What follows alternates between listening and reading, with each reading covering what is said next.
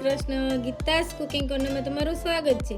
તો ચાલો આજે આપણે દિવાળી સ્પેશિયલમાં મિક્સ પૌવાનો ચેવડો બનાવીશું. આ મિક્સ પૌવાનો ચેવડો આપણે ઘરની જ બનાવેલી સેવ અને ઘરની જ વસ્તુઓનો ઉપયોગ કરીને એકદમ સહેલી રીતે બનાવીશું. તો મિક્સ પૌવાનો ચેવડો બનાવવાની રેસીપી શરૂ કરીએ. મારો આ રેસીપીનો વિડીયો ગમે તો લાઈક, શેર અને સબસ્ક્રાઈબ જરૂરથી કરજો. તો ચાલો આજે આપણે દિવાળી ઉપર મિક્સ પૌવાનો ચેવડો બનાવીશું. તેમાં છે ને મેં એક બાઉલ મકાઈના પૌવા લીધા છે અને ચોખાના પૌવા લીધા છે. એક બાઉલ દારિયાની દાળ લીધી છે અને સિંગ બેનું માપ એક સરખું રાખ્યું છે અને થોડા ડ્રાયફ્રૂટ લીધા છે. એમાં બદામ છે, કાજુ છે અને દ્રાક્ષ છે. પછી આપણે લીમડાનો વઘાર કરીશું ઉપર, એટલે એના માટે મેં લીમડાના પાન લીધા છે. અને આ મસાલા છે ને બધા મિક્સ કરીને એક આપણે પ્રીમિક્સ મસાલાનું ચેવડાનું બનાવીશું. એમાં ગરમ મસાલો, હળદર, હિંગ, લાલ મરચું અને નિમક અને દરેલી ખાંડ આપણે ઉપરથી એડ કરશું. આ રીતે આપણે મિક્સ પૌવાનો ચેવડો બનાવીશું. હવે છે ને એક બાઉલમાં આપણે બધા મસાલા મિક્સ કરી દઈશું. એમાં મેં છે ને લાલ મરચું લીધું છે 2 ચમચી અને ગરમ મસાલો, નિમક, આ હિંગ છે અને અડધી ચમચી હળદર છે. આ બધા મસાલા છે ને આ રીતે સરસ આપણે મિક્સ કરી લઈશું. આપણે છે ને ચેવડામાં નાખવાનો હોમમેડ મસાલો તૈયાર કર્યો છે. દરેલી ખાંડ છે ને મેં પીસીને રાખી છે ને એ આપણે પાછળથી એડ કરશું. મસાલો જ્યારે એડ કરશું ને પછી થોડી વારમાં ખાંડ એડ કરશું ચેવડામાં. મિક્સ પૌવાનો ચેવડો કરવા માટે મેં તેલ ગરમ કરવા માટે રાખી દીધું છે. તો પહેલાં છે ને આપણે સિંગદાણા તળી લઈશું.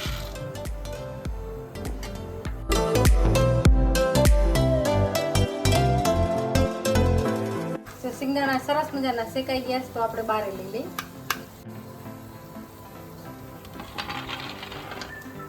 હવે છે ને આપણે દારિયાની દાળ એડ કરી દઈએ. આપણે છે ને પૌવા તરીને એ પહેલાં આ બધી પ્રોસેસ કરી લાવવાની. બસ તેલ ખરાબ થઈ જાય છે પૌવાવાળું, એટલે પહેલાં આ બધા ડ્રાયફ્રૂટ ને આ બધું સિંગ ને દારિયાની દાળ ને બધું આપણે પહેલાં તરી લેવાનું. બધું છે ને આપણે એક પ્લેટમાં પહેલાં કાઢી લઈશું આ રીતે. હવે છે ને આ બદામ, કાજુ અને આ કિસમિસ ત્રણેય જોડે જ આપણે થોડી જ ફ્રાય કરવાની છે.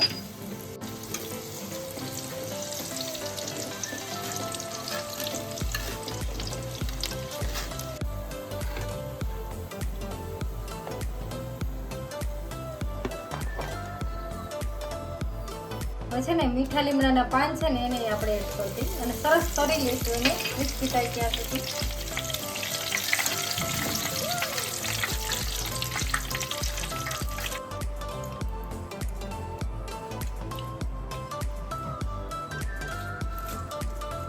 હવે છે ને આપણે મકાઈના પૌવા છે થોડા થોડા એડ કરતા જશું અને તળી લઈશું.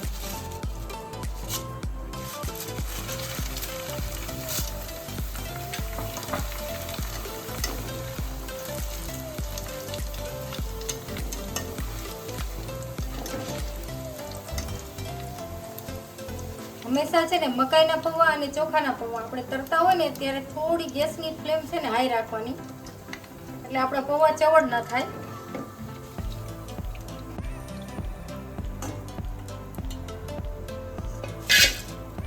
આપણે ચોખાના પૌવા છે ને હવે એને તળી લઈશું.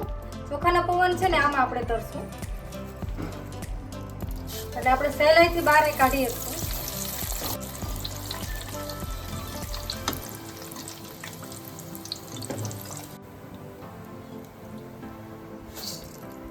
હવે છે ને આપણે બધા મસાલા મિક્સ કરી લઈએ. તો મેં છે ને આ પૌવાનો ચેવડો બનાવ્યો છે ને આ મકાઈના પૌવા છે એમાં આપણે પહેલાં મસાલા એડ કરી દઈશું. આ રીતે 2 ચમચી અને આ રીતે સરસ મિક્સ કરી લઈશું બધો મસાલો.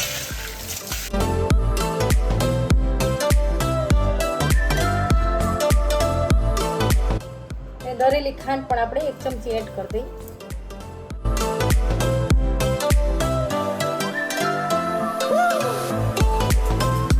આપણે આ ચોખાના પૌવા તૈયાર છે ને એમાં પણ આપણે મસાલો મિક્સ કરી લઈએ.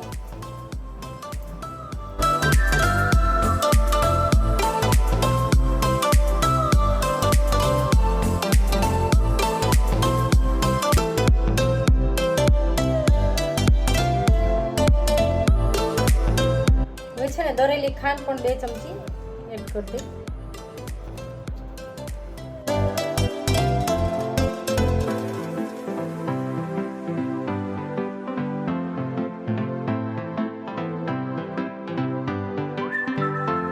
આપણે છે ને બંને પૌવા છે ને મેં અલગ અલગ તરીને રાખ્યા હતા અને મસાલો પણ અલગ અલગ ચડાવ્યો, કારણ કે ચોખાના પૌવામાં છે મસાલો છે ને અંદર ભેગો મિક્સ કરીને તો ચડતો નથી સરખો, એટલે અલગથી મેં ચડાવ્યો છે આમાં.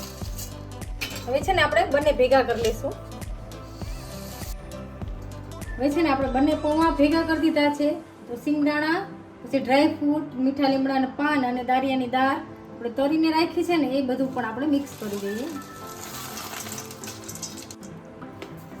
હવે છે ને થોડી આપણે સેવ મેં આ ઘરે જ હોમમેડ બનાવી છે એ સેવ આપણે ભૂકો કરી અને એડ કરી દઈશું.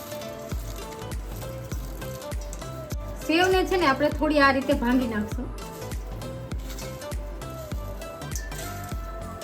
અને આ વધુ છે ને એ મસાલો પણ એડ કરી દઈ. હવે છે ને આ બધો મસાલો આપણે એકદમ આ રીતે મિક્સ કરી લઈશું ચેવડાને.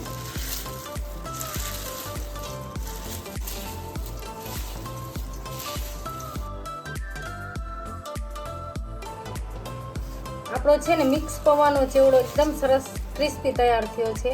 આપણે એક પ્લેટમાં ચેવડાને સર્વ કરશું.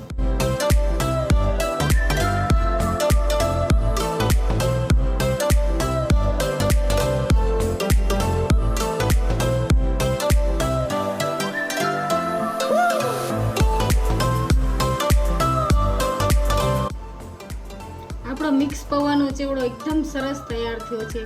જો મારા આ મિક્સ ચેવડાની રેસીપી તમને ગમી હોય તો લાઈક, શેર અને સબસ્ક્રાઈબ જરૂરથી કરજો અને મને કમેન્ટ કરીને કહેજો કે મારા આ મિક્સ પૌવાનો ચેવડાની રેસીપી તમને કેવી લાગી. Thank you.